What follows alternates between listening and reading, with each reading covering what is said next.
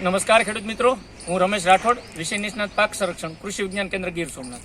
ખેડૂત મિત્રો, સોશિયલ મીડિયાના માધ્યમથી ખેતીની અંદર નવીનતમ પ્રયોગો કરતા ખેડૂતોની મુલાકાત કરવા માટેનો કાર્યક્રમ એટલે ખેડૂત બોલે ખેતરેથી.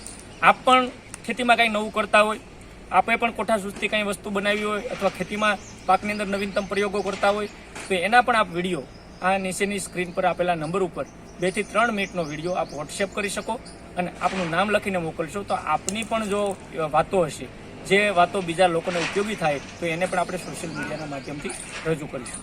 બીજો મિત્રો, આજે જે પ્રયોગની આપણે આ ખેડૂત બોલે ખેતરેથી કાર્યક્રમની અંદર વાત કરવી છે એ પ્રયોગ છે તલના પાકની અંદર, ખાસ કરીને ઉનાળુ તલની અંદર વોટર સોલ્યુબલ જે ખાતરો છે અને ખેતીની જે અલગ અલગ વૈજ્ઞાનિક અભિગમવાળી પદ્ધતિનો ઉપયોગ કરતા એક પ્રગતિશીલ ખેડૂતના મુખેથી વાતો સાંભળવી છે. કારણ કે આ કાર્યક્રમની અંદર ખેડૂતો એની વાતો રજૂ કરતા હોય અને એ વાતોની અંદર આપણે વધારે લોકોને ઉપયોગી થાય એવા પ્રયાસો છે. તો આજે જે વાત સાંભળવાની છે એ તલના પાકની અંદર વોટર સોલ્યુબલ ખાતરો અને જુદી જુદી દવાઓનો ઉપયોગ કરીને મહત્તમ ઉત્પાદન લેવાની પદ્ધતિઓ એ વાત કરવાના છે ગીરગઢડા તાલુકાના ધોકડવા ગામના બલદાણિયા મહેશભાઈ. તો મહેશભાઈની આખી વાતોને આપ આ શાંતિથી વિડીયો આખો જોજો.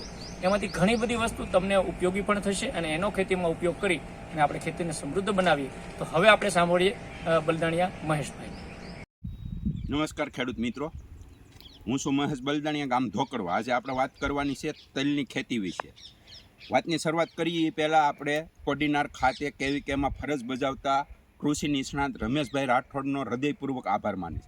એનું કારણ છે કે તલની ખેતીની મેં શરૂઆત કરી, તલનું વાવેતર કર્યું ત્યારથી રમેશભાઈના માર્ગદર્શન હેઠળ મેં તલની માવજત કરેલી છે. જેમ કે પાયાના ખાતર છે, પૂરતી ખાતર છે, પછી વોટર સોલ્યુબલ ખાતર છે, ફૂંગનાશક અને કીટનાશક દવાના સ્પ્રે એના સજેશન પ્રમાણે મેં કરેલા છે. તો આ તમે તલનો પાક જોઈ શકો છો. આ તલને 1.5 મહિનાના થયા છે. એનો ગ્રોથ, વૃદ્ધક અને ફ્લાવરિંગ પણ સારું છે. રમેશભાઈના સજેશન પ્રમાણે પાયાના ખાતરમાં મેં ફોસ્ફરસ અને નાઇટ્રોજન એટલે DAP અને ઉરિયા ખાતર નાખેલું છે.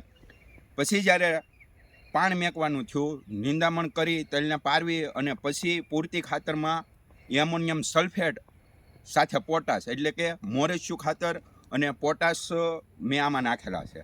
એનીથી મને ખૂબ જ સારો ફાયદો થયો.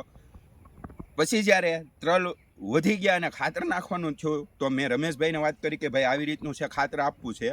તો રમેશભાઈએ મને કીધું કે તલના પાંદડા બળશે જો તમે ખાતર જમીનમાં આપશો તો ઉપર જાય. એટલે એને મને વોટર સોલ્યુબલ ખાતરનું સજેશન કર્યું, જેવા કે 12% છે, 0050 છે, હ્યુમિક એસિડ છે. આવી રીતના મેં વોટર સોલ્યુબલ ખાતરનો આમાં સ્પ્રે કરેલો છે. અને ક્યાંક છોડવો હુકારાનો હતો કે જે 0.5% કહેવાય એવો સુકારાનો પ્રોબ્લેમ હતો. એટલે રમેશભાઈને મેં વાત કરી કે એમાં કંઈ બહુ એટલી બધી પ્રોબ્લેમ ન કહેવાય, પણ જો તમારે આગોતરા પગલાં લેવા હોય તો ફૂંગનાશક પાણી સાથે પીએચ સાથે તમે આપી શકો છો. એટલે મેં આમાં થાયોફેટ મિથાઇલ એને સજેસ્ટ કરેલું. એટલે થાયોફેટ મિથાઇલ 70% ફૂંગનાશક આવે એ જમીનમાં પાયેલું છે. અને પછી કંઈ જો કંઈ પ્રોબ્લેમ રહે તો તમે એને મેટાલિક્સ મેન્કોઝેબ નામની જે દવા ફૂંગનાશક આવે છે એનો સ્પ્રે કરજો. પણ હવે સુકારો છે એ ક્યાંય દેખાતો નથી. આ તમે તલનો પાક જોઈ શકો છો. 1.5 મહિનાના તલ છે, બગીચાની અંદર તલ છે, પણ તલ ફ્લાવરિંગ સ્ટેજ અને ગ્રોથ એટલે કે વૃદ્ધક પણ સારી છે. પછી વાત કરીએ કે ભાઈ આમાં જે પેસ્ટિસાઇડ એટલે કે કીટનાશક દવાનો એને કીધું એ પ્રમાણે સ્પ્રે કર્યો. આમાં મને 2 ફાયદા થયા. એક તો ખર્ચમાં ઘટાડો થયો. જ્યારે એને કીધું કે ભાઈ આ રીતની દવા લેજો એટલે મેં એગ્રોવાળા પાસે જઈ અને ડાયરેક્ટ એ દવાનું નામ જ આપ્યું. એટલે ખર્ચમાં ઘટાડો થયો, પ્લસ કે આનો ગ્રોથ પણ સારો છે. તલની જે આપણે શું કહેવાય કે ફ્લાવરિંગ જે છે એ પણ સારું છે.